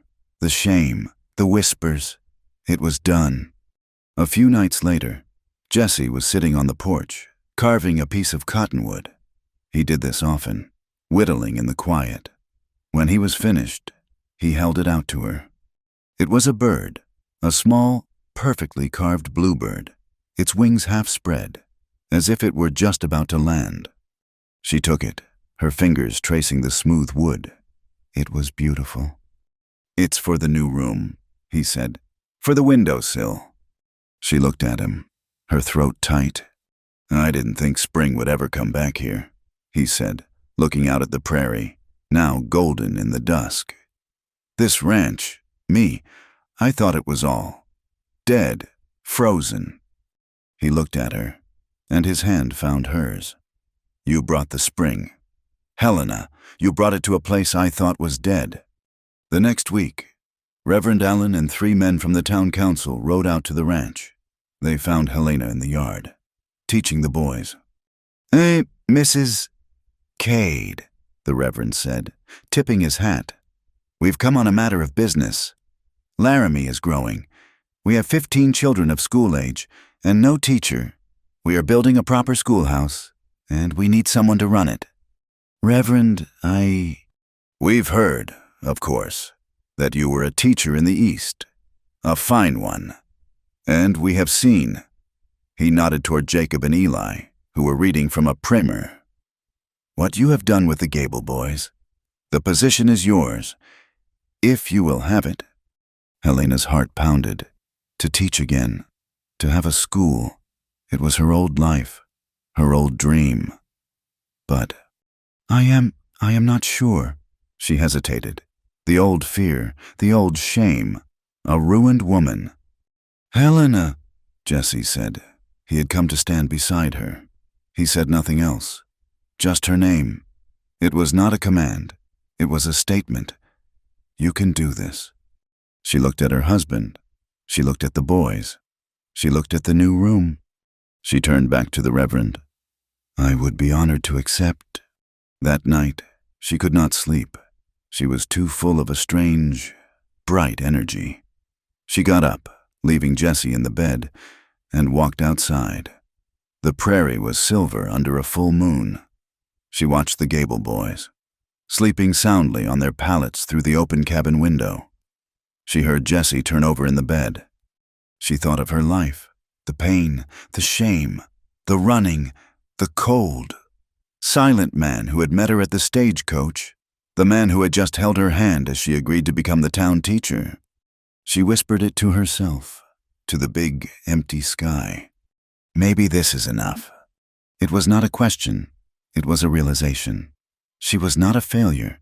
She was not a hollow, useless thing. She was a wife. She was, in a way, a mother. She was a teacher. She was not the woman she had been raised to be, but she was, finally, the woman she was meant to be. Well, that next year was a good one. The ranch and the two people on it finally seemed to take root. The spring planting had been good. The summer was warm. And that new room Jesse built was a fine, tight piece of work. Helena was no longer the frail woman from the east. Her hands were scarred. Her face was browned by the sun. And she moved with a purpose. The town of Laramie had accepted her. She was Teacher Cade. That fall, after the harvest was in and the Gable family was settled into a good rhythm, Jesse came in from the barn, washing his hands in the basin. "Town of Cheyenne's having a territorial fair," he said, not looking at her. "Big thing. Preacher Allen mentioned it. They say there'll be livestock judges, prizes for preserves. A real gathering." Helena paused, a dish towel in her hand. "Cheyenne, that's a long ride." 2 days, he said. "We could take the buckboard, stay in a proper hotel. Sarah can mind the boys and the ranch." He finally looked at her, his gray eyes quiet. "I reckon we ain't never been anywhere. Not really. A trip, a real trip, not for supplies, not for survival, just to go." It felt like a luxury she could barely understand. "I would like that. Jesse," she said, and the smile that broke across her face was so bright. He had to look away, but not before she saw him smile back. They left a week later. It felt strange. Riding in the buckboard. Not for work, but for pleasure. They packed a good lunch. They talked. They were quiet. It was a good silence. The fair in Cheyenne was like nothing Helena had ever seen. It was louder, bigger, and wilder than Laramie. It was a whole city of tents, wagons, and new-built wooden stalls. There were men shouting about miracle tonics, women showing off quilts, cattle lowing, and the smell of roasting meat and candy in the air. For the first day, they just walked. Jesse looked at the new breeds of cattle, and Helena looked at, well, she looked at everything. On the second day, they were to attend the big community dance and supper. Helena, back in their small, clean hotel room, pulled out her dress. It was her best one. The dark blue wool. The same one she had worn to the church service where Mrs. Davies had shamed her.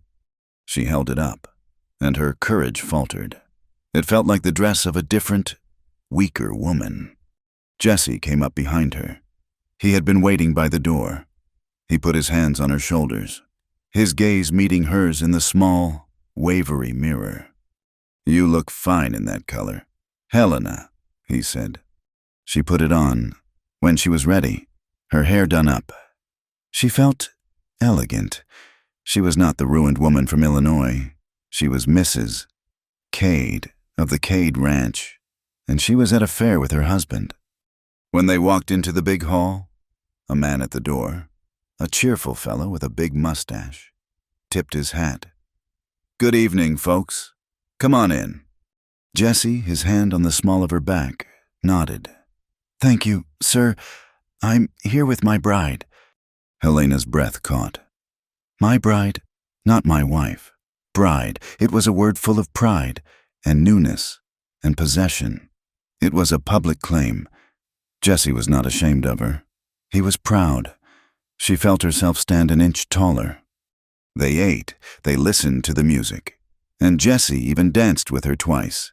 She was, she realized, happy, purely, simply happy. The next day, as they were walking through the stalls, Helena saw a small tent, set apart from the others. A simple sign was staked out front. Dr. Amos Wright, physician and surgeon, Chicago trained. Helena stopped. The word Chicago was a hook. "What is it?" Jessie asked. "Nothing, just a doctor from home," she murmured, but she did not move. "Go on," he said, reading her face. "I'll go check on that new plow they're showing." She hesitated, then nodded. She did not know what she was doing. She just felt pulled. She went inside the tent. It was neat, organized, with medical charts and bottles. A man, younger than she expected, with kind, intelligent eyes and spectacles, looked up from a book. "Good afternoon, ma'am," he said. "Doctor," she said, her hands twisting. I had a question, a medical question. Please, sit." She sat. "This is hypothetical. For a friend. If a woman, if she had an accident, a severe injury to the pelvis, years ago, and her doctor, A good doctor, in Chicago, told her she could never bear children, that she was, internally scarred." "Doctor," Wright listened, his head tilted.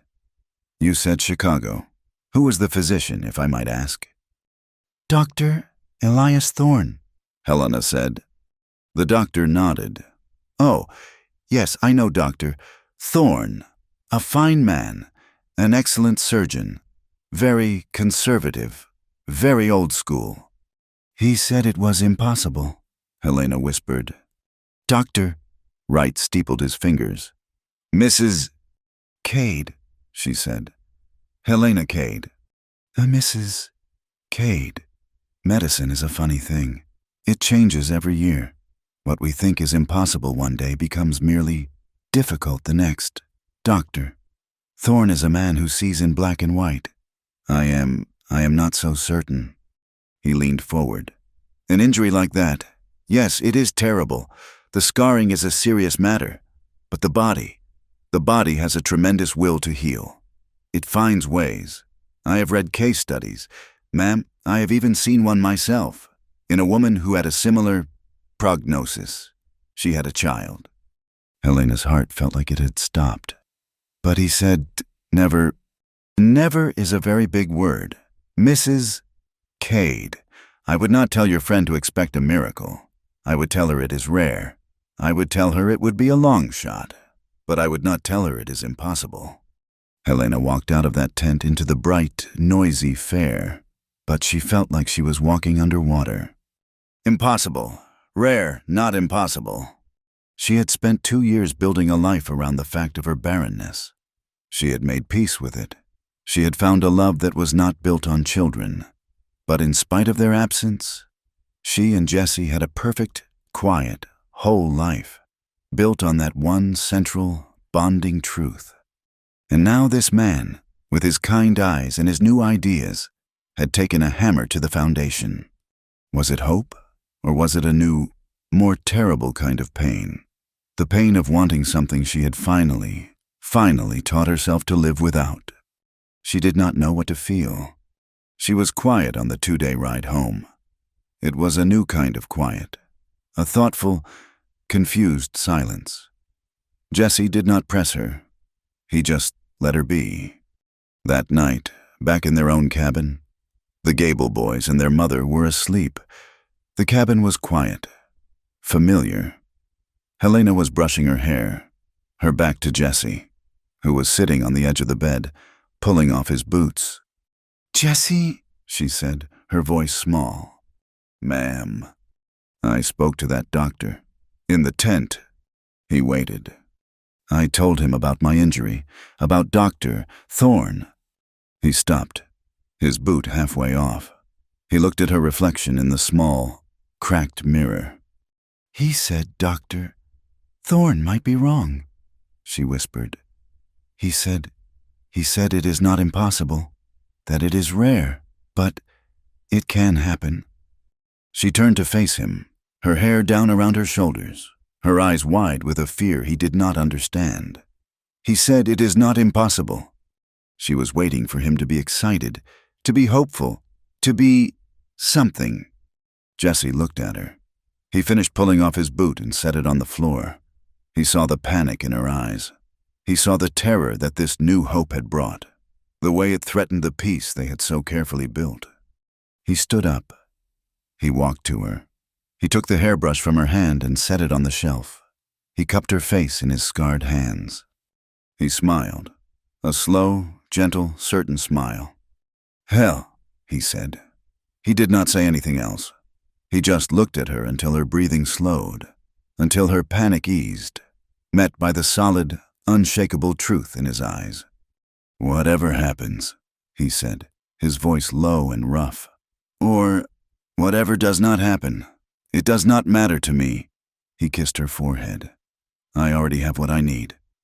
She sagged against him, a relief so profound it made her weak. He was her anchor. He was not hoping for a different life. He was here, in this one, with her. That summer, the land tested them again. It was a hot, dry summer. The prairie grass turned from gold to a brittle, crackling brown. The creeks ran low. The sky was a pale, washed-out blue for weeks. The smell of smoke was on the wind for a week before they saw the fire. It was coming from the east, from the direction of the Mullen homestead. "It's moving fast," Jesse said, standing on the wagon, staring at the plume of dark smoke. "That wind is whipping it right toward them." "Addie," Helena whispered. "You stay here," Jesse commanded. "Get the boys. Soak blankets in the water trough. Get them on the roof, on the north side. If the sparks jump the creek, you soak the walls." "What are you doing?" she cried, grabbing his arm. "I'm going," he said. He grabbed his rifle and an axe. "They've got children." "Jesse, no! You cannot ride into that!" "Helena," he said, his voice leaving no room for argument. "Soak the blankets." He was on his horse, riding flat out, disappearing into the haze, before she could say another word. Helena, Sarah, and the boys worked with a silent, frantic terror. They hauled buckets. They soaked the cabin, their hearts pounding with every gust of wind that brought the smell of ash closer. The sky turned a deep, hellish orange. Helena stood by the creek, her hands raw, her eyes fixed on the smoke. He had been gone for hours. He was one man, riding into an ocean of fire. She felt a new kind of fear, a fear that dwarfed every old shame. This was not the fear of being useless. This was the terror of loss. This man, this quiet, solid man who was her entire world, had ridden into the heart of that inferno. She was praying. She had not prayed in years, but she was praying now, a desperate, wordless plea. "Don't take him. Don't you leave me." The sun was setting, lost behind the wall of smoke. When she saw him, he was not on his horse. He was walking, limping, leading the exhausted animal. He was black with soot. His shirt was singed, and his hair was scorched. And he was carrying Addie Mullen. The girl was wrapped in his wet saddle blanket, coughing, but alive. Helena ran. She did not care about the smoke, the sparks. She ran to him, sobbing, and threw her arms around him, around the child, around all of it. "You are alive," she wept, her face pressed against his soot-covered chest. You are alive. He held her, his arm like iron, his whole body shaking with exhaustion. Don't you leave me, she sobbed, clutching his shirt. Don't you ever leave me. He coughed, a dry, ragged sound. He held her head and looked into her eyes. Never, he said, and it was a vow. The fire burned itself out at the creek, saving their ranch. The Mullins were safe, but their cabin and barn were gone. The whole town turned out to help them, just as they had done before. That fall, Sarah Gable's brother found her. He had been searching for her for a year, and he had finally traced her to Laramie. He was a kind man, a merchant from St. Louis, and he had come to take her and the boys home. The parting was hard. The cabin became quiet again. Too quiet. Jacob, who could now read a newspaper, and Eli, who now chattered all the time, hugged Helena so hard it hurt. They shook Jesse's hand, man to man. You write to us, you hear? Jacob said to Helena. I will, she promised, her throat tight. Every month. And she did. The bond, the family born of mercy, remained. The silence of the cabin was strange. That night, Jesse and Helena lay in bed. The quiet, a heavy blanket. It's just us again, she whispered. He found her hand in the dark. It's enough, he said. A week later, he took her to the lake. Not the fair, the small, quiet lake where his sister had skated. The ice was long gone. It was autumn, and the aspens around it were a brilliant, shimmering gold. He had a shovel, and he was carrying a small bundle wrapped in burlap. It was an aspen sapling. A tree, he said. They planted it together, near the water's edge. They packed the dark, damp earth around its roots. When they were done, he took his knife. He went to the largest, oldest cottonwood by the bank, and in the smooth bark, he carved a J-E and a C, and right next to it, connected by a small heart, he carved an H and a C. Helena traced the letters with her finger. It was a family line. Theirs. A year passed.